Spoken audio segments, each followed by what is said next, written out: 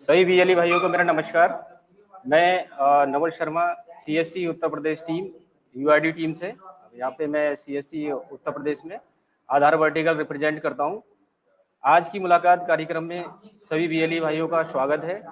आज की मुलाकात कार्यक्रम में आधार से संबंधित जानकारी साझा करेंगे। मेरे साथ हैं मेरे साथी सहयोगी नीरज आनंद भी जुड़े हुए हैं, जो कि आपको पीपीटी के माध्यम से हमारे आधार यूसीएल जो बीएलईज हैं, जो अभी तक केवल डेमोग्राफिक अपडेट का काम करते हैं, यूसीएल में एक नई सर्विस ऐड ऑन हुई है, ऑनलाइन डॉक्यूमेंट अपडेट। उसके बारे में हम आपको डिटेल से बताएंगे। उससे पहले थोड़ा सा कंप्लायंस की बात मैं आप लोगों से, सभी बीएलई भाइयों से करना चाहूँगा। जैसे कि आप लोग आधार में काम कर रहे हो, और आधार एक ऐसी सर्विस है जो कि अगर बात करें लीगल पॉइंट ऑफ व्यू से, उसमें एक लीगल एसेट बहुत जुड़ा हुआ है। आधार आज की डेट में जिस तरह से एक नीड बन गया है हर किसी की लाइफ का, किसी भी डिपार्टमेंट में किसी भी सर्विस को आप जब लेने जाएंगे या किसी भी सुविधा का कोई लाभ उठाने जाएंगे, यहाँ तक कि बैंक अकाउंट्स हो गए, आप आरटीआर फाइल करेंगे या कुछ भी करेंगे, तो आधार कार्ड आज की डेट में एक नेसेसरी डॉक्यूमेंट हो गया है। ठीक है, तो जितना इम्पोर्टेंस आधार कार्ड की हो गई है, तो उस आधार कार्ड को बनाने के लिए जो भी सपोर्टिंग डॉक्यूमेंट्स हैं, तो उन डॉक्यूमेंट्स को भी उतना ही हम लोग इम्पोर्टेंस, यूआईडी की तरफ से जो गाइडलाइंस हैं उसके अनुसार हमें उन डॉक्यूमेंट्स को बड़े ही ध्यानपूर्वक देख के तब लेना है, क्योंकि उन डॉक्यूमेंट्स के बिहाफ पे उसका आधार कार्ड बनने जा रहा है या आधार कार्ड संशोधन होने जा रहा है। और एक बार अगर किसी का आधार कार्ड संशोधन हो गया या आधार कार्ड बन गया, तो उसके बिहाफ पे उसे इन फ्यूचर जितनी भी सर्विसेज, चाहे वो गवर्नमेंट की सर्विसेज हो या फिर और भी जहाँ पे भी उसको नेसेसरी जरूरत पड़ती है आधार कार्ड की, तो उन सर्विसेज, उन सुविधाओं का वो लाभ ले पाता है। ठीक है, आज की डेट में गवर्नमेंट जितनी भी सुविधाएं हैं सिटीजन्स को, नागरिकों को, वो डीबीटी के माध्यम से आधार से लिंक जो बैंक अकाउंट्स हैं उनको उसके माध्यम से वो दे रही है। तो ये बहुत जरूरी बन जाता है कि लोगों के पास में आधार कार्ड हो और साथ में जो आधार कार्ड है वो ऑथेंटिक हो। ठीक है, फेक आधार कार्ड ना हो। तो जो आधार कार्ड से जुड़े हुए जो चैनल्स हैं, जैसे कि हम लोग हैं, आप हैं, जो कि एनरोलमेंट का काम करते हैं फील्ड पे, तो हम लोगों को जानकारी बहुत जरूरी है कि कौन कौन से डॉक्यूमेंट्स जो है हम लोगों को लेने हैं और कौन से डॉक्यूमेंट्स नहीं लेने हैं। काम करने के दौरान आपके सेंटर्स पे क्या क्या कंप्लायंसेस हैं जो फॉलो होनी चाहिए, क्योंकि सर्विस का पार्ट है, तो सिटीजन्स की सुविधा का भी ध्यान हम लोगों को रखना है। हमारे सेंटर्स इस तरह से बने हुए हों जिसपे कि कम से कम 4 से 5 लोगों के बैठने की सुविधा, स्पेस हो हमारे सेंटर्स पे। हमारे सेंटर्स पे अगर कोई दिव्यांगजन आते हैं जो कि फिजिकली डिसेबल्ड हैं, जिनको कि चलने फिरने में, बैठने में कुछ समस्या है, तो उन लोगों के लिए व्हील चेयर की व्यवस्था आपके सेंटर पे होनी चाहिए। लोगों की भीड़ इकट्ठी हो जाने पर उनकी मैनेजमेंट के पर्पज से आपके सेंटर्स पे टोकन मशीन लगी होनी चाहिए। किसी भी तरह की कोई भी अनाधिकृत अगर कोई भी एक्टिविटी आपके सेंटर पे होती है, तो उसको ट्रेस करने के लिए आपके सेंटर्स पे सीसीटीवी कैमरे लगे होने चाहिए। जो भी सेंटर्स पे आपके रेजिडेंट आ रहे हैं, कस्टमर्स आ रहे हैं, उनके जो भी विजिट करता है रेजिडेंट, उसका एक विजिटर रजिस्टर बना हुआ हो कि वो किस काम के पर्पस के लिए आया और आपने उसका क्या काम किया। उस विजिटर रजिस्टर में आपके फीडबैक का भी कॉलम होना चाहिए कि जब वो आपसे कोई काम करा के गया तो उसकी फीडबैक क्या रही, उसका एक्सपीरियंस क्या रहा, आपने जो भी उसका काम किया। क्योंकि देखिए, आप सीएससी से कुछ बीएलई भाई हमारे 5-10 साल से भी जुड़े हुए होंगे, काफी पुराने समय से जुड़े हुए हैं। तो सीएससी एक अपने आप में एक मॉल है। आपका जो सेंटर है, केवल आप आधार की सर्विस नहीं देते हैं, आपके पास में मल्टीपल सर्विसेज हैं। अगर मैं यूसीएल की बात करूं, आधार यूसीएल आप तब ले पाए होंगे, इससे पहले आपके पास में बैंक पीसी रहा होगा। तो जिस प्रकार मैंने बताया कि एक लीगल पार्ट जुड़ा रहता है हमेशा आधार की सर्विस के साथ में, वैसे ही बैंकिंग भी अपने आप में एक वैसी सर्विस है जिसमें कि आप लोगों के साथ में लीगल चीज जुड़ी हुई है। आप ऐसी सर्विस दे रहे हैं बैंकिंग, जिसमें कि लोगों के फाइनेंशियल क्राइसिस का भी चांसेस रहता है, कई बार लोगों के साथ फ्रॉड हो जाता है पैसे लेन देन को लेके। तो आप लोगों को बैंकिंग की सर्विसेज देने के पर्पज से भी कंप्लायंसेस बहुत सारी हैं, बैंकिंग टीम बताती रहती है आए दिन कि आप लोगों के पास में रजिस्टर मेंटेन होने चाहिए कि जो कस्टमर कोई पैसा निकालवाने आपके सेंटर पे आया या उसने डिपॉजिट किया, तो कौन कस्टमर था, उसका नाम क्या था, पता क्या था, और उससे आपने कितना अमाउंट उसका विड्रॉ किया या डिपॉजिट किया। जो भी है सर्विसेज आप अपने सेंटर्स पे दे रहे हैं, तो उसके पर्पज से कस्टमर विजिटर रजिस्टर बहुत जरूरी है। और कस्टमर विजिटर रजिस्टर के साथ साथ आप लोगों को एक रेजिडेंट का रजिस्टर आधार के पर्पज से बनाना है, जिसमें कि आप आधार से संबंधित उसका, चाहे डेमोग्राफिक अपडेट करते हैं, बायोमेट्रिक बायोमेट्रिक तो आप करते नहीं, केवल डेमोग्राफिक करते हैं, जिसमें कि आप नाम, पता, मोबाइल नंबर उसका या फिर मेल आईडी जो भी आपने उसका काम किया। और उसके साथ ही क्योंकि आप लोग केवल अपडेट का काम करते हैं, उसमें भी डेमोग्राफिक अपडेट, तो उसके लिए एक निश्चित यूआईडी की तरफ से 50 रुपए फीस है मानक के अनुसार, वही आपको रेजिडेंट से लेनी होती है। तो रजिस्टर का जो फॉर्मेट है आप लोगों को हम लोगों ने शेयर किया हुआ है मेल पे भी, ठीक है। तो मेल के माध्यम से जो रजिस्टर दिए गए हैं, हमने ग्रुप बनाए हुए हैं अपने डिस्ट्रिक्ट वाइज, ग्रुप में भी हम लोग जो कंप्लाइंसेस आप लोगों को फॉलो करनी है, आधार का काम करने के दौरान जो चीज़ें ध्यान रखनी है, वो चीज़ भी हम लोगों को आपको सर्कुलेट करते रहते हैं। डिस्ट्रिक्ट हमारी डिस्ट्रिक्ट टीम है जो कि आप लोगों के सेंटर्स विजिट करती है, आपको गाइड करने की कोशिश करती है कि क्या कमियां आप लोग अपने सेंटर्स पे कर रहे हैं। तो डिजिटल रजिस्टर आप लोग जरूर बनाएं, बहुत बड़ा इंपॉर्टेंस है। कई बार जब सेंटर्स हम लोग विजिट करते हैं तो सबसे जरूरी चीज जो कि जैसे आपने अगर काम स्टार्ट किया है तो सबसे पहले आपने आधार का सुपरवाइजर टेस्ट पास किया, ठीक है। सुपरवाइजर टेस्ट पास किया होगा, बैंक डीसी आपका होना चाहिए। आपने जब आपका क्रेडेंशियल बन गया तो साथ में आपको इंटरनेट, चूंकि हम लोग स्टैटिक आईपी पे काम करते हैं तो स्टैटिक आईपी मैंडेटरी है, इंटरनेट स्टैटिक आईपी वाला चाहिए होता है हम लोगों को। उसके साथ में हार्डवेयर की अगर रिक्वायरमेंट में बात करूं, लैपटॉप आपने परचेज किया होगा, लैपटॉप की कॉन्फ़िगरेशन हम लोगों ने जो बताई हुई उसके कॉन्फ़िगरेशन के अकॉर्डिंग आपने लैपटॉप परचेज किया, स्टैटिक आईपी ली, सिंगल आइरिस सिंगल फिंगरप्रिंट आपने डिवाइसेस परचेज की। तो इतना सब कुछ आपने पूरा हार्डवेयर इंफ्रास्ट्रक्चर अपना बनाया। और उसके बावजूद अगर हम जब सेंटर विजिट करते हैं तो चीज़ें पता लगती हैं कि सर वो हम रजिस्टर नहीं बना पाए, या रजिस्टर हमारा खो गया, या रजिस्टर जो है हमारा बच्चों ने फाड़ दिया। इस तरह की चीज़ें मिलती हैं सुनने के लिए, ये सर एक मौका दे दीजिए, हम रजिस्टर आगे से बना लेंगे। तो प्लीज़ कृपया करके, क्योंकि आधार अपडेट का काम केवल हम लोग ही करते हैं, सीएससी ही करती है, तो बहुत सारी चीज़ें हैं, हम लोगों पे बहुत निगाहें हैं कि हम लोग अपना जो काम है, एक तो लोगों की सुविधाजनक तरीके से उनको सर्विस दें उनके, और दूसरा किसी से ओवर चार्ज ना करें, व्यवहार अच्छा रखें कस्टमर के साथ में, ओवर चार्ज बिल्कुल नहीं करना है। आने वाले समय में हम जो अभी आपको आज लाइव सेशन रखा है उसमें ऑनलाइन डॉक्यूमेंट अपडेट की जो सर्विस बताने जा रहे हैं, उसमें आपको बहुत स्कोप है आने वाले समय में, क्योंकि जिस तरह से यूआईडीआई ने बताया है, जो गाइडलाइन जारी हुई है 2015 से पहले जिनके भी आधार बने हैं, 2015 से पहले जिन लोगों के आधार बने हुए हैं, सभी लोगों को अपनी केवाईसी, अपने पीओआई और पीओए आईडी एड्रेस प्रूफ आप लोगों के सेंटर्स के पास आके और अपडेट कराना है। उसका चार्जेस भी आप लोग जैसे अभी डेमोग्राफी अपडेट के लिए किसी का नाम, पता, जन्म तिथि, मोबाइल नंबर, मेल आईडी कुछ भी सही करते हैं तो 50 रुपए चार्ज करते हैं रेजिडेंट से। सेम वे में यूआईडीआई ने इस काम के लिए भी केवल डॉक्यूमेंट अपडेट करने के लिए 50 रुपए चार्जेस आप लोगों के लिए रखे हैं, या आपको रेजिडेंट से वो लेने हैं। और एक बहुत बड़ा नंबर है जो की अगर बात करूं मैं, यूआईडीआई की तरफ से थोड़ा सा हिंट्स दिए हम लोगों को, नंबर्स बताए गए हैं, तो बहुत बड़ा नंबर है एक, जो कि 2015 से पहले आधार कार्ड बन चुके हैं यूपी में। तो आप लोग अपने सेंटर्स को बनाए रखने के लिए यूआईडीआई की जो गाइडलाइन है उसके अनुरूप काम करिए प्लीज, क्योंकि पिछले कुछ महीनों से बहुत ज्यादा कंप्लेंट्स आ रही हैं, जो जिन लोगों को काम नहीं मिल पा रहा है या फिर जिनके सेंटर्स कई बार बंद हो जाते हैं, तो उनको लगता है कि यार मेरा काम बंद हो गया तो और लोग भी काम कर रहे हैं, उनका काम नहीं, ऐसा नहीं। आप लोगों को आज की डेट में जो भी हमारे सेंटर्स लाइव हैं, जो यूजर की सर्विसेज दे रहे हैं, बहुत ज्यादा सावधानी से काम करने की जरूरत है। केवल 50 रुपए रेजिडेंट से चार्ज करिए, चीजों को मैनिपुलेट हमें नहीं करना है। जब चीजें पकड़ में आती हैं, बात करते हैं कि 60 रुपए, 70 रुपए, 80 रुपए, 100 रुपए क्यों चार्ज किया, तो हम लोग ये सफाई देते हैं कि हमने प्रिंट का चार्ज ले लिया उससे। तो प्रिंट का चार्ज हमें एडवांस में नहीं लेना है। आप प्रिंटिंग का काम तो तब करेंगे ना जब आपने किसी का कोई एनरोलमेंट किया, कोई अपडेट का काम किया, नाम, मोबाइल नंबर या जन्मतिथि या मोबाइल नंबर कुछ भी अपडेट किया आपने, तो आप गारंटी नहीं ले रहे हैं कि वो सही होके आ जाएगा। इन केस अगर वो रिजेक्ट हो गया उसका एनरोलमेंट, तो फिर हमने प्रिंटिंग चार्जेस उससे एडवांस में कैसे ले लिए। तो हम इस चीज के लिए ऑथराइज नहीं है। हम जिस टाइम पे जो काम कर रहे होते हैं हमें केवल उतना ही रेजिडेंट से चार्ज करना है, ठीक है। तो प्लीज सभी से मेरा विनम्र निवेदन है कि आप लोग 50 रुपए डेमोग्राफिक अपडेट का है, और आने वाले समय में आप लोगों के लिए जो डॉक्यूमेंट, ऑनलाइन डॉक्यूमेंट अपडेट की सर्विस हम लोग आज बताने जा रहे हैं, उसके लिए भी आप लोगों को रेजिडेंट चार्ज करना है।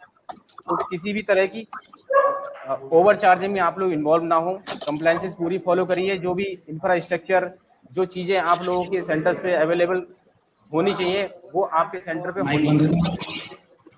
रेजिडेंट का रजिस्टर जरूर बना के रखें, और रजिस्टर में एंट्री प्रॉपर हो, कई बार रजिस्टर बने हुए होते हैं, तो रजिस्टर में आप लोग जो नाम है, नाम के साथ में उसका मोबाइल नंबर क्या था, तो मोबाइल नंबर कुछ और ही उसमें आप लोग मेंशन करते हैं, या मोबाइल नंबर पे जब हम लोग कॉलिंग करते हैं तो वो नंबर्स मिलते नहीं हैं। तो प्लीज जिस रेजिडेंट का जिस दिन काम किया, यह एंट्री आधी अधूरी मिलती है, या आपने जैसे मान लीजिए फॉर एग्जाम्पल उस दिन 15 अपडेट किए किसी के, तो आपके रजिस्टर में 10 की एंट्री मिलती है। प्लीज ऐसा ना करें, क्योंकि यूआईडीआई के पास सारे रिकॉर्ड्स रहते हैं, सिंक रिपोर्ट से आपका पता लग जाता है कि किस दिन आपने कितनी अपडेट किए और किस रेजिडेंट का अपडेट किया, उसका मोबाइल नंबर क्या था। जब भी कॉलिंग होती है तो हम लोग एलिगेशंस लगाते हैं एक दूसरे पे कि हमारा डिस्ट्रिक्ट में ऐसे कर रहा था, या दूसरा बीएलई ऐसे कर रहा था, या रेजिडेंट ने झूठी शिकायत कर दी। तो झूठी शिकायत नहीं, झूठी शिकायत 1 2 3 4 लोग कर सकते हैं, लेकिन बल्क में लोग झूठी शिकायत नहीं कर सकते। अगर ईर्ष्या बस या द्वेष किसी से है आपका, तो 2 4 6 लोगों का होगा। ऐसा नहीं है कि बल्क में 30 40 लोग आपके खिलाफ अगेंस्ट आ जाएंगे। अगर आपके खिलाफ 30 40 लोग अगेंस्ट हैं, तो ये भी हमारे लिए एक गलत नेगेटिव पॉइंट है। इसका मतलब हमारा जहाँ पे हम सेंटर चला रहे हैं वहाँ पे हमारा फीडबैक अच्छा नहीं है, कस्टमर्स के साथ व्यवहार अच्छा नहीं है। तो प्लीज कस्टमर के साथ व्यवहार अच्छा रखिए, यूआईडीआई की जो गाइडलाइंस है उसके अनुसार अपना सेंटर मेंटेन रखिए। आपके सेंटर में ब्रांडिंग होनी चाहिए। हम लोग आधार संशोधन का काम करते हैं, तो आधार संशोधन केंद्र का आपके सेंटर पे जरूर ब्रांडिंग लगी हुई होनी चाहिए। सेंटर के अंदर रेट लिस्ट, सेंटर के बाहर रेट लिस्ट, सेंटर पे आपके यूआईडीआई की हेल्पलाइन, ग्रीवियांस शिकायत सुझाव के लिए जो नंबर है 1947, यूआईडी आरओ, हमारा आरओ लखनऊ लगता है, तो यूआईडी आरओ से संबंधित मेल आईडीज और उनके नंबर्स होने चाहिए। अगर किसी रेजिडेंट को कोई कंप्लेन या कोई शिकायत है, उसकी सुझाव है, तो वो उसको दे पाए। सीएससी की हेल्पलाइन नंबर्स हम लोगों ने आप लोगों को सर्कुलेट किए हुए हैं ग्रीवियांस का, तो सीएससी हमारा जो हेड ऑफिस है वहाँ का नंबर, हम लोगों के नंबर्स भी आप लोग वहाँ पे डिस्प्ले कर सकते हैं। आप अपने डिस्ट्रिक्ट इंचार्ज के नंबर्स, जो भी रेजिडेंट्स आ रहे हैं, अगर उनको कोई सुविधा असुविधा हो रही है, सुविधा उनको नहीं मिल पाई आपके यहाँ, आपके काम से सेटिस्फेक्शन नहीं मिल रहा है उनको, तो उसको सुझाव देना चाहें या शिकायत करनी है तो उसको कर पाएं। तो प्लीज इस तरह की कंप्लायंसेस को फॉलो करें आप लोग काम करने के दौरान, ठीक है। अब मैं अपने जो मेरे साथी हैं नीरज आनंद साथ में मेरे जुड़े हुए, उनसे चाहूंगा कि वो जो मेन आज की डेट में, आज की मुलाकात में मेरा पर्पज है कि एक नई सर्विस हमारे सभी यूसीएल बीएलईज के साथ में जुड़ने जा रही है आपकी ईसीएमपी क्लाइंट पे। तो उसके बारे में हम डिस्कस करेंगे, पीपीटी के माध्यम से आपको स्टेप बाय स्टेप बताएंगे कि कैसे आपको उस पर काम करना है। एक क्लैरिटी मैं आप लोगों को देना चाहूँ, ये अभी जो सॉफ्टवेयर है, ये जो सर्विस है, सर्विस तो लाइव कर दी गई है, लेकिन ये सॉफ्टवेयर वर्जन की बात करें तो अभी 166 वर्जन जिन बीएलई भाइयों के अपडेट हो गए हैं, उस पर सक्सेसफुली ये सर्विस अभी लाइव होके और ऑपरेशनल है। इसके अलावा 162 चल रहा है, किसी का 165 है, 163, 164, कोई भी वर्जन है 166 के अलावा, तो उस पर आप लोगों को प्रॉब्लम फेस आएगी। तो जिन बीएलई भाइयों के अभी अभी सॉफ्टवेयर अपडेट नहीं हुए हैं, तो पहली चीज तो वो लोग अभी पैनिक ना हो, परेशान ना हो। टैक्स सेंटर से उस पर लगातार काम हो रहा है और धीरे धीरे सारी मशीन जो है 166 वर्जन पे अपडेट की जा रही है, ठीक है। तो आप लोगों को परेशान नहीं होना है। अगले कुछ ही दिनों में ये सारे वर्जन जितने भी हमारे यूसीएल वर्जन चल रहे हैं सभी 166 पे हो जाएंगे, जो कि बीटा स्टेबल वर्जन है आज की डेट में, और उसके माध्यम से आप ऑनलाइन डॉक्यूमेंट अपडेट का काम कर पाएंगे।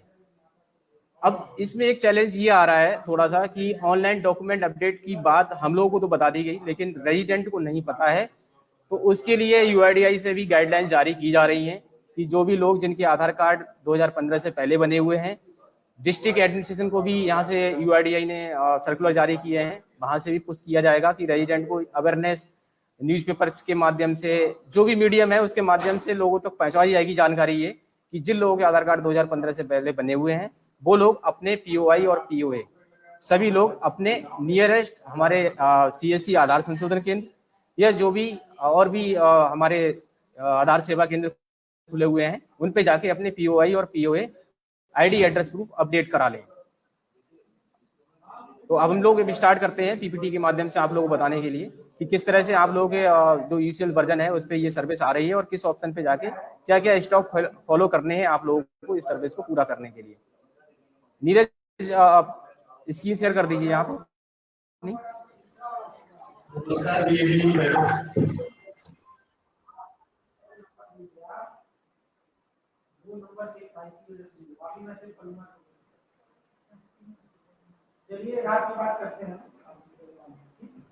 अभी पिछले कुछ समय से जब से वर्जन अपडेट हुआ है 162 से ही कुछ चेंजेस और भी हुए हैं डॉक्यूमेंट्स को लेके। आप लोगों के जो भी सॉफ्टवेयर आप लोग यूज कर रहे हो उसमें आप लोग देख पा रहे होंगे कि 2-3 चीजें हैं।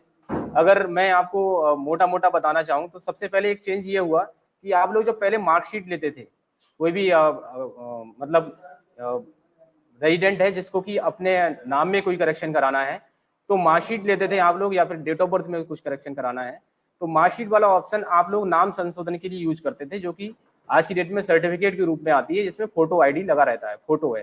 तो फोटो के साथ में अगर कोई मार्कशीट या फिर सर्टिफिकेट उसका 10th का रहता था तो उसको आप लोग पीओआई में यूज करते थे। तो वहां पे एसएचजी करके एक ऑप्शन आता था, तो वो ऑप्शन ना दे करके अभी आप लोगों को ईसीएमपी क्लाइंट में जो यूसीएल वर्जन आप लोग यूज कर रहे हैं वहां पे एसएलसी एस्टेट स्कूल रिकॉर्ड करके जो ऑप्शन आ रहा है आपको मार्कशीट की जगह वो सेलेक्ट करना है। दूसरी चीज डोमिसाइल जो हमारा की मूल निवास सामान्य निवास बोलते हैं जिसको की, तो सामान्य निवास आप लोग पहले एड्रेस प्रूफ के लिए ही लेते थे। अभी आप लोगों को जो नई पीओए की लिस्ट हम लोगों ने जारी की थी, हम लोगों को शेयर की थी आप लोगों को यूआईडीआई से जो जारी हुई है और हम लोगों ने आप लोगों को सर्कुलेट की है, तो उसमें आप लोगों ने देखा हो कि आईडी प्रूफ में भी वहां पे डोमिसाइल आ रहा है। अब आईडी प्रूफ में डोमिसाइल डॉक्यूमेंट्स की लिस्ट में आ रहा है, लेकिन आपको सॉफ्टवेयर में क्या ऑप्शन चूज करना है, तो उसके लिए आप लोगों को एक ऑप्शन आ रहा है, चाहे वो आईडी प्रूफ के लिए आ रहा हो या एड्रेस प्रूफ के लिए, वहां पे स्टेट/सेंट्रल आईडी सर्टिफिकेट करके जो ऑप्शन आ रहा है आपको उसमें वो सिलेक्ट करना है डोमिसाइल वाले केस में। अब तीसरी लास्ट बात मैं आप लोगों को अपडेट देना चाह रहा हूँ, इसमें जो चेंजेस हुए जो कि डॉक्यूमेंट्स को लेके काफी कंफ्यूजन हैं, तो उसमें एक चेंजेस हुआ है डीओबी को लेके। डेट ऑफ बर्थ के लिए जैसे कि यूआईडीआई ने जो स्टैंडर्ड फॉर्मेट आप लोगों को सर्कुलेट हम लोगों को दिया है, तो स्टैंडर्ड फॉर्मेट अगर कोई भी गजिटेड ऑफिसर से करा के लाएगा, सत्यापित करा के लाएगा गजिटेड ऑफिसर से डीओबी वाले केस में, तो डीओबी वाले केस में केवल गजिटेड ऑफिसर का मान्य होगा, उसमें ग्राम प्रधान का हमको नहीं लेना है। और गजिटेड ऑफिसर का जो डीओबी के लिए वो लेके आएगा सत्यापित करा के, तो उसमें आपको ईपीएफओ वाला जो ऑप्शन आ रहा है वो सेलेक्ट करना है उसकी डीओबी चेंज करने के लिए। ठीक है, तो 3 मैंने आप लोगों को थोड़ा सा इसमें ब्रीफ किया जो भी सॉफ्टवेयर अभी अपडेट हुआ 162 से। तो पिछले कुछ समय से काफी कंफ्यूजन है कि किस पे क्या लगाएं, कौन से ऑप्शन को चूज करें अगर ये डॉक्यूमेंट ले रहे हैं। तो हम लोगों ने मैंने आपको बताया कि हम लोगों को 3 जो चेंजेस हुए हैं मेजर वो मैंने आपको ब्रीफ कर दिए। आपको डोमिसाइल पीओआई में भी ले सकते हैं, आप किसी का नाम करेक्शन करना है तो आप डोमिसाइल लगा सकते हैं। ठीक है, ऑप्शन हमें सेलेक्ट करना है स्टेट/सेंट्रल आईडी आइडेंटिटी/सर्टिफिकेट वाला जो ऑप्शन आ रहा है। डीओबी अगर किसी को कराना है और स्टैंडर्ड फॉर्मेट यूज कर रहा है तो स्टैंडर्ड फॉर्मेट पहली चीज तो केवल गजिटेड ऑफिसर से करा के लाएगा और ऑप्शन ईपीएफओ वाला सेलेक्ट करेंगे। ठीक है, तो इस तरह से हम लोगों को जो डॉक्यूमेंट्स की अगर कोई भी कंफ्यूजन है, मार्कशीट के लिए मैंने आपको बताया कि मार्कशीट जो भी 10th का सर्टिफिकेट होता था पहले एसएससी करके स्पष्ट लिख के आता था, उसकी जगह पे अब जो हमारा सॉफ्टवेयर है उसमें एसएलसी/एस्टेट स्कूल रिकॉर्ड्स आ रहा है, तो उसको हम सेलेक्ट करेंगे। ठीक है नीरज, अब जो हम लोग बताना चाह रहे हैं पीपीटी के माध्यम से, पीपीटी शेयर कर दो। Online document update step by step हमारे बीएलई भाई को बता दो कि कौन सी स्टेप पे जाके।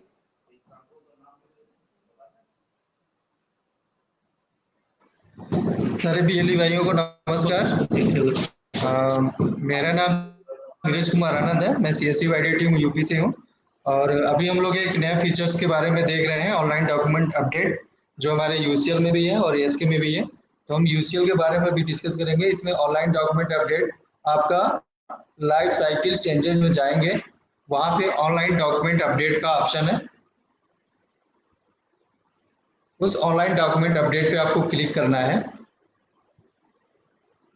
क्लिक करने के बाद ये आपका यहाँ पे आधार नंबर रेजिडेंट का मांगेगा और इसके बाद आधार नंबर डाल के अपना फिंगर और रेजिडेंट का फिंगर दोनों लोग अपना फिंगर लगाएंगे। देन उसका डिटेल ओपन होगा।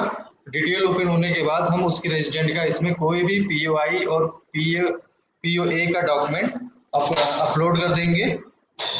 ये प्रोसेस हम लोग क्यों कर रहे हैं, क्योंकि अभी हम लोग का जो आधार कार्ड अभी 2015 से पहले जितने बने हुए हैं, जो डॉक्यूमेंट कुछ लोग अपलोड नहीं कर पाए हैं या किसी वजह से डॉक्यूमेंट उनका नहीं लगा और आधार कार्ड जनरेट हो गया है, उस केसेस में हमको क्या करना है कि हम उनका डॉक्यूमेंट अपलोड करना है, कोई भी पीओआई और पीओए का। ठीक है ना, ये ऑनलाइन डॉक्यूमेंट अपडेट में किसी भी रेजिडेंट का हम लोग कोई भी पीओआई और पीओए का डॉक्यूमेंट अपलोड कर सकते हैं और इसका 50 रुपीज चार्ज कटेगा। नवल सर,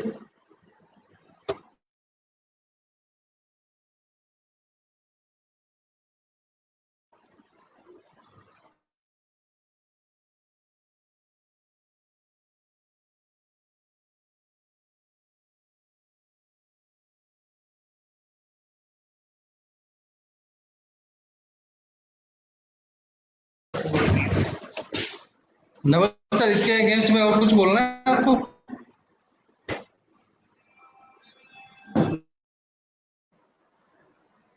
नहीं नीरज, कंटिन्यू करो, पीपीटी के माध्यम थोड़ा स्टेप क्लियर कर दो बीएलई को।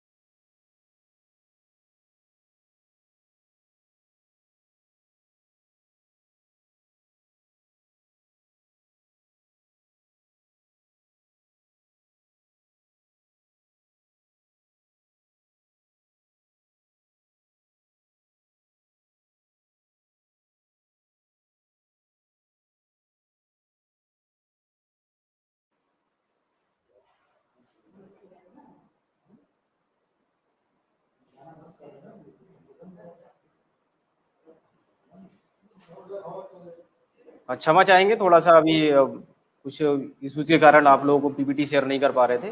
जैसा कि मेरे साथी नीरा आनंद ने बताया आप लोगों को, लाइव स्क्रीन के माध्यम से उन्होंने डेमो दिखाया सॉफ्टवेयर पे कि किस तरह से हम लोगों को ऑनलाइन डॉक्यूमेंट अपडेट के लिए प्रोसेस फॉलो करना है और कहाँ पे जाके करना है।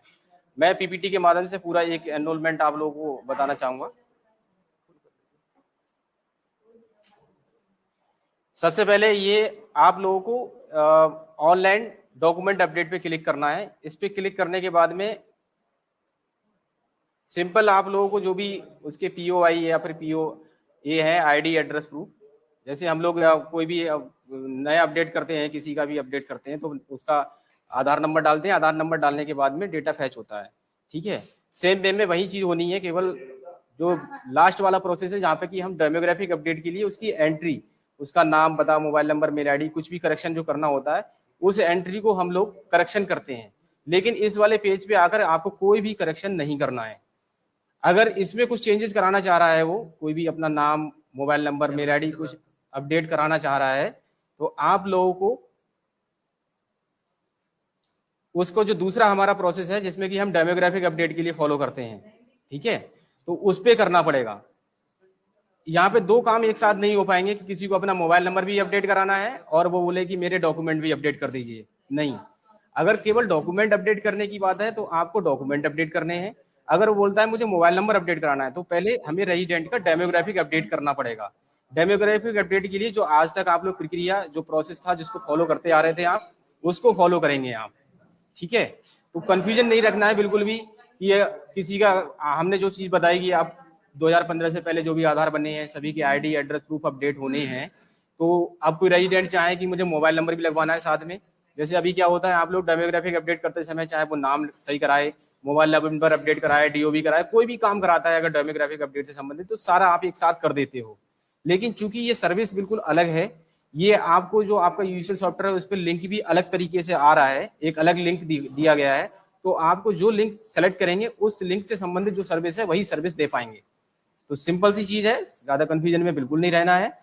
आप लोगों को जो पीओआई पीओ अपडेट करने की बात कही जा रही है पुराने आधार कार्ड्स पे, तो जिन लोगों के आधार कार्ड 2015 से पहले बने हुए हैं, अगर वो केवल डॉक्यूमेंट अपडेट के पर्पज से आपके पास में आएंगे तो आपको online document update option select करना है, उसका आधार कार्ड नंबर डाल के उसकी रेजिडेंट की डिटेल फैच करनी है, जैसे हम लोग करते हैं करेक्शन के टाइम पे। और रेजिडेंट की डिटेल इस तरह से पूरा स्क्रीन पे जब खुल जाएगी तो आप लोगों को इस वाली स्क्रीन को स्किप कर देना है, नेक्स्ट करके नेक्स्ट पेज पे पहुंचना है, जहां पे ही आप लोग कोई भी करेक्शन करते थे तो आईडी, एड्रेस प्रूफ उसका सेलेक्ट करके और स्कैन करते थे डॉक्यूमेंट, जो भी रिलेवेंट डॉक्यूमेंट होता था उसका आईडी प्रूफ या फिर एड्रेस प्रूफ, वो सिलेक्ट करते थे हम लोग और स्कैन करते थे। तो सेम वे में यहाँ पे भी जो भी वो डॉक्यूमेंट लेके आएगा अपने आइडेंटिटी प्रूफ का या फिर एड्रेस प्रूफ का, हम सेलेक्ट करेंगे और स्कैन करके अपलोड कर देंगे उसका डॉक्यूमेंट। इसके अलावा हमें कोई काम नहीं करना है, ठीक है। जब ये डॉक्यूमेंट अपलोड हो जाएगा इस तरह से वेरीफाई करेगा ऑपरेटर, जैसे हम लोग पहले करते थे। वेरीफाई होने के बाद में जो स्क्रीन आती थी हम कंफर्म करेंगे, कंफर्म होने के बाद में आप कंफर्म कर दोगे, ठीक है। और ईआईडी यहाँ से जनरेट होगी। जब आप लोग जिस तरह से अभी डेमोग्राफिक अपडेट करते थे तो ईआईडी जनरेट होती थी, एक एनरोलमेंट स्लिप जनरेट होती है, सेम वे में ईआईडी जनरेट होगी। आप उसको जो है अपडेट करोगे और लास्ट में जिस तरह से आप लोग पैक कोड जनरेट करते थे, पैक कोड जनरेट होने के बाद पैक वैलिडेट होता था, सेम प्रोसेस इसमें भी होगा। क्योंकि आप 50 रुपए रेजिडेंट से लेने के लिए आपको ऑथराइज किया जा रहा है, तो जैसे हम डेमोग्राफिक अपडेट करते समय पैक कोड जनरेट करते हैं तो वहां पे 50 रुपए हम पैक कोड है, फीस उसकी 50 रुपए रेजिडेंट से चार्ज करते हैं, और जो भी आपका शेयर है सीएससी और बीएलईज का हमारे, तो उसके अकॉर्डिंग फीस डिडक्ट होती है। तो ये प्रक्रिया है पूरी। इसमें एक चीज विशेषता ध्यान रखनी है आप लोगों को डॉक्यूमेंट अपडेट करते समय, कि जो भी रेजिडेंट अपने आईडी, एड्रेस प्रूफ लेके आ रहा है, उसको जो उसका आधार कार्ड बना हुआ है पहले से, उसके पास में जो आधार कार्ड है, उस आधार कार्ड में जो एड्रेस है, जो एड्रेस प्रूफ लेके आया होगा, उसमें जो एड्रेस मेंशन है, उसकी जो डॉक्यूमेंट जो अपडेट कराना जा रहा है उसमें एड्रेस है बिल्कुल सेम होना चाहिए। नाम है तो नाम भी बिल्कुल सेम होना चाहिए, उसकी डीओबी है तो डीओबी भी सेम होनी चाहिए। ऐसा नहीं होना चाहिए कि किसी का नाम है मनोज कुमार और वो जो डॉक्यूमेंट अब आईडी प्रूफ अपडेट कराने आया, बोला कि मेरा अपना मुझे आईडी प्रूफ और मेरे एड्रेस प्रूफ अपडेट कर दो, ठीक है। तो उसमें जब आधार कार्ड बना हुआ था तो उसका मनोज कुमार था, लेकिन उसका जो आईडी प्रूफ है, वोटर आईडी मान लीजिए फॉर एग्जांपल, तो वोटर आईडी मनोज कुमार शर्मा लिखा हुआ है। तो इस केस में हम उसका डॉक्यूमेंट अपडेट नहीं करेंगे। उसके लिए पहले क्या करना होगा, उसका आधार कार्ड करेक्ट करना होगा, हमें उसका डेमोग्राफिक अपडेट करेंगे। जब उसकी डेमोग्राफिक डिटेल सही हो जाएगी तब हम उसकी पीओआई अपडेट करेंगे, ठीक है ना। तो जो भी आप लोग डॉक्यूमेंट अपडेट करेंगे, ये चीज हम लोग मैच करेंगे बिल्कुल, कि जो डॉक्यूमेंट वो लेके आया है, प्रेजेंट में जो आधार कार्ड उसके पास में है, उसकी वो डेमोग्राफिक डिटेल उसके हाथ में जो डॉक्यूमेंट्स हैं उससे बिल्कुल मैच होनी चाहिए। अगर कहीं पे भी मिसमैच होगा तो जिस तरह से अभी डॉक्यूमेंट रिजेक्शन में हमारे पैकेट रिजेक्ट होते हैं, सेम वे में ये जो डॉक्यूमेंट अपडेट वाली प्रोसेस है ये रिजेक्शन में चला जाएगा। और इसमें भी फिर जो पेनल्टी है डॉक्यूमेंट एरर पे बिहाफ पे जो लगती है, डेमोग्राफिक एरर की जो पेनल्टी है, वो पेनल्टीज हम पे लगेंगी। तो हम लोगों को इस चीज़ का ध्यान देना है, बड़े ही ध्यान से हम लोगों को वो चीज़ें वेरीफाई कर लेनी है कि जो भी रेजिडेंट अपना आधार कार्ड में अपने डॉक्यूमेंट अपडेट कराने आ रहा है, तो क्या उसके आधार कार्ड में जो चीज़ें लिखी हुई हैं, उसका नाम, पता, जन्म तिथि, सेम जो भी एड्रेस प्रूफ या आईडी प्रूफ लेके आया है, उसमें भी वो चीज़ें बिल्कुल एज इट इज हूबहू वैसी ही वो मैच हो रही हैं। अगर मैच नहीं हो रही हैं तो पहले वो अपना डेमोग्राफिक अपडेट कराएगा, उसके बाद ही हम ये चीज़ कर सकते हैं। ठीक है, तो आप लोगों को जितना भी बीएलई भाई का हमारे 160 वर्जन अपडेट होता जा रहा है, आप लोग अपने घर परिवार से स्टार्ट कीजिए, क्योंकि सभी लोगों के आधार कार्ड पुराने ही बने हुए होंगे। ठीक है, इसके लिए मैंडेटरी बोला गया था कि आरडी सर्विस के साथ में डिवाइस होनी चाहिए। तो हमारे जितने भी बीएलई भाई हैं जो कि यूसीएल पे काम करते हैं, सभी के पास में आरडी सर्विस ऑलरेडी होती ही है, तो इसका कोई इशू है नहीं कि हम लोगों के पास में आरडी सर्विस है या नहीं है। ठीक है, तो सभी बीएलई भाइयों से अनुरोध है कि आप लोग जिनका भी 166 वर्जन अपडेट होता जा रहा है, आप लोग डॉक्यूमेंट ऑनलाइन अपडेट का जो नया ईसीएमपी आपकी यूसीएल सॉफ्टवेयर में ऑप्शन आया है, उसको इस तरह से आपको यूज करना है और लोगों की मदद करनी है कि उनके डॉक्यूमेंट जो है अपडेट हो जाएं।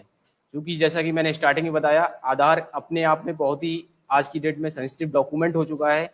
इसकी यूसेज, इसकी इंपॉर्टेंस को देखते हुए सभी लोगों के पास में वैलिड ऑथेंटिक डॉक्यूमेंट से बना हुआ आधार कार्ड होना चाहिए। ठीक है, इसलिए ये प्रक्रिया को दोबारा कराया जा रहा है कि, और ये प्रक्रिया हो सकता है आने वाले इन फ्यूचर यूआईडीआई गाइडलाइन जारी करेगी कि ये समय समय पे अपडेट कराने होंगे हम लोगों को। तो प्लीज सभी लोग जो भी रेजिडेंट्स हैं अपने घर परिवार से स्टार्ट कीजिए, जिन लोगों के भी 166 वर्जन पे यूसीएल सॉफ्टवेयर अपडेट होते जा रहे हैं, और जिनके अपडेट नहीं हो रहे हैं, ऑटो अपडेट नहीं हुआ है, तो परेशान नहीं होना है। वो धीरे धीरे टैक्स सेंटर उस पर काम कर रहा है। जैसे ही आप लोग अपडेट होते जाएंगे, आप इस सर्विस को कर पाएंगे और सभी के लिए सर्विस लाइव होगी। तो इसमें ये भी नहीं है कि कुछ एक बीएलई को ही दी जा रही है, ये यूआईडीआई की गाइडलाइन है, यूआईडी का सॉफ्टवेयर है। तो इस पे जैसे जैसे वर्जन अपडेट होते जाएंगे, आप लोग इस सर्विस को देने के लिए रेडी होते जाएंगे। ठीक है, कुछ लोगों के सॉफ्टवेयर ऑटो अपडेट नहीं होते हैं, कई बार कंफ्यूजन आप लोग कॉल करते रहते हैं आए दिन। तो सर्विस में जाके आप ओटीए सर्विस को स्टार्ट करिए, स्टॉप करके स्टार्ट करके चेक करते रहिए, और आपके इंटरनेट की कनेक्टिविटी अच्छी होनी चाहिए। जिस टाइम पे आप लोग ये ओटीए सर्विस को स्टार्ट कर रहे हो, तो उस टाइम पे आपकी इंटरनेट कनेक्टिविटी, इंटरनेट में आपका फ्लक्चुएशन नहीं होना चाहिए।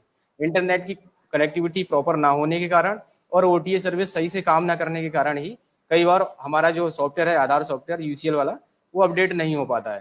ठीक है, तो आज की मुलाकात कार्यक्रम में आज हम लोगों ने आपको आधार यूसीएल के संबंध में एक नई सर्विस जो हमारे आधार संशोधन केंद्रों पे स्टार्ट हुई है, आधार ऑनलाइन डॉक्यूमेंट अपडेट, उसके बारे में बताया, जिसको कि आने वाले समय में बहुत बड़ा स्कोप है और हम लोगों को बढ़ चढ़ के इस पर करना है।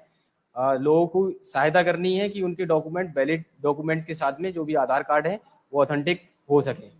एक बड़ी ड्राइव के रूप में यूआईडीआई भी लेके चल रहा है, हम लोगों से लगातार संपर्क में हैं यूआईडीआरओ से कि डेली कितना क्या हो रहा है।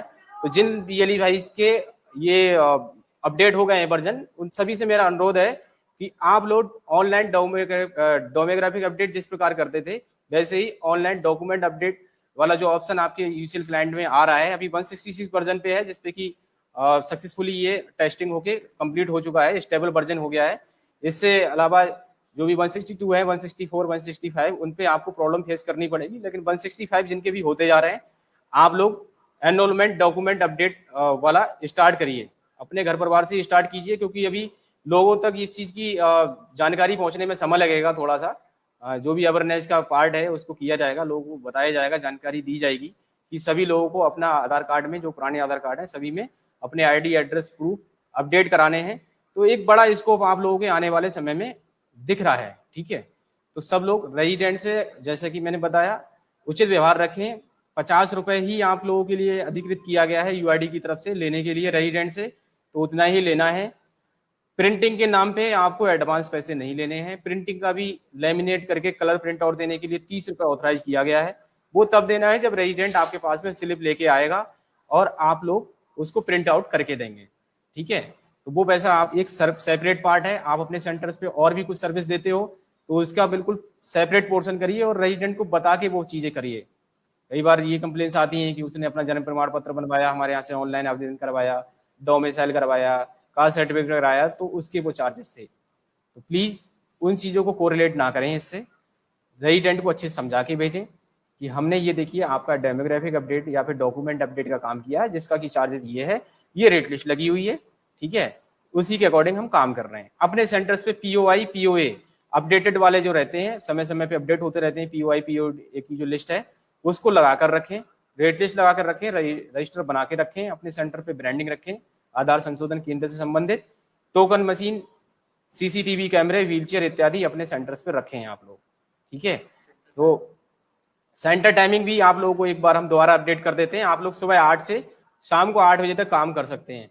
बीच में हम लोगों ने स्पेशल परमिशन ली थी, वो परमिशन ग्रांटेड है हम लोगों को 8 से 8 काम करने के लिए, कोई बाउंडेशन नहीं है। संडे भी आप लोग काम कर सकते हैं। कई बार बीएलई भाई इसमें ना बड़ा कंफ्यूजन रहता है, हमसे बार बार पूछते हैं कि संडे को काम कर सकते हैं सर हम। कुछ न्यूली बीएलई हैं जो नए बीएलई हमसे जुड़ते हैं कई बार, तो वो कंफ्यूज रहते हैं कि हमें संडे काम करना नहीं करना है। हमारे जो भी नेशनलाइज हॉलीडेज होते हैं उस पर काम नहीं करना होता है हम लोगों को। अदरवाइज आप लोग काम करिए, सुबह 8 से 8 बजे तक काम करिए। इसके अलावा ऑड आवर्स में कंसीडर होता है तो उसमें आपको लेट आवर्स में काम नहीं करना है। सुबह 8 बजे से शाम 8 बजे तक काम करना है। संडे की कोई बाउंडेशन नहीं है, संडे को आप काम कर सकते हैं, ठीक है। कई बार आप लोगों को कंफ्यूजन रहता है कि आपकी लोकल बाजार कई बार बंद रहती हैं, जो व्यापार मंडल है ना आपकी मार्केट बंद रखता है, तो उस दिन हमें काम करना नहीं करना है। वो आपका लोकल मैनेजमेंट है कि आपकी लोकल अथॉरिटी आपको अगर अलाउ करती है सेंटर खोलने के लिए तो आप सेंटर खोल सकते हैं, क्योंकि आप कोई भी ट्रेडिंग का काम नहीं कर रहे हैं, आप एक सर्विस का पार्ट है, आप सर्विस दे रहे हैं लोगों को। तो जिस तरह से जो सर्विस वाली चीजें हैं, बिलिंग काउंटर बंद नहीं होते तो फिर हम कैसे हो सकते हैं, ठीक है। हम तो एक ऐसी सर्विस दे रहे हैं, बैंकिंग की सर्विस है, लोगों को डेली पैसे निकालने होते हैं, आधार करेक्शन का काम है, तो इसमें कोई ट्रेडिंग का काम नहीं कर रहे हैं आप लोग।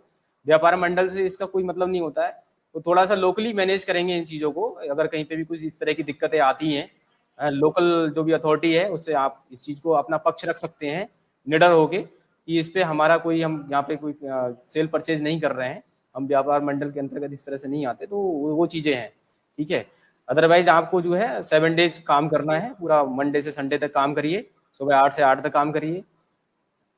ओवर चार्ज बिल्कुल नहीं करना है, आपसे विनम्र निवेदन है और बार बार आप लोगों से ये गुजारिश है, किसी भी तरह की कंट्रोवर्सी में बिल्कुल नहीं पड़ना है कि मेरे साथ वाला क्या कर रहा है, कि दूसरे रजिस्ट्रार क्या कर रहे हैं, वहाँ पे ऐसे काम होता है, वहाँ पे गलत डॉक्यूमेंट ले लिए जाते हैं, वहाँ पे पैसे भी ज़्यादा लिए जाते हैं। एज ए सीएससी फैमिली हमें सीएससी को जो यूआईडी ने गाइडलाइन दी हुई है उसको फॉलो करना है और उसमें पूरी हेल्प करनी है, एक दूसरे का कोऑर्डिनेशन में रहना है। डिस्ट्रिक्ट टीम सेंटर विजिट करने जाती है तो उसका कोऑर्डिनेट करिए, उसको कोऑपरेट करिए आप लोग। यूआईडीआई के ऑफिशियल से भी कई बार जाते हैं तो उनके साथ में व्यवहार सही रखना है। अगर आपके साथ में कोई भी दिक्कत है, कोई भी सेंटर पे आपकी चीजें पूरी नहीं है, तो पोलाइटली वे में आप लोग उनसे आग्रह कर सकते हैं, आप निवेदन कर सकते हैं एक मौका देने का। लेकिन कई बार हम लोग देखते हैं कि हम गलती भी कर रहे हैं और उसको स्वीकार ना करके और उसको कटाक्ष कर रहे हैं कि सब लोग ऐसे कर रहे हैं या कुछ चीजें हैं, तो ऐसी कंट्रोवर्सी में बिल्कुल नहीं पड़ना है हम लोगों को, ठीक है। तो इन्हीं बातों के साथ में हम आज की मुलाकात, ये जो सेशन है इसको कंप्लीट करते हैं। मैं सभी बीएलई भाई जो कि इस लाइव सेशन को देख रहे थे, और चूंकि लाइव सेशन जो रहते हैं फेसबुक लाइव पे, वो बाद में भी आप लोग इसको प्ले कर सकते हैं, तो बड़ी यूजफुल ये सर्विस हम लोगों के साथ में ऐड ऑन हुई है हमारे, अगर वो बिजनेस पॉइंट ऑफ व्यू से देखें उस पर्पज से भी, और सर्विस पॉइंट ऑफ व्यू से भी लोगों की हम बहुत मदद करने जा रहे हैं आने वाले समय में डॉक्यूमेंट अपडेट में। तो प्लीज सभी लोग जो मानक है यूआईडीआई की गाइडलाइंस है उसके अनुसार काम करेंगे, और सीएससी की जितनी भी सर्विसेज हैं सभी पे ईमानदारी से ही काम करना होता है। हम हमेशा से यही चीज बताते हैं, ठीक है। तो सभी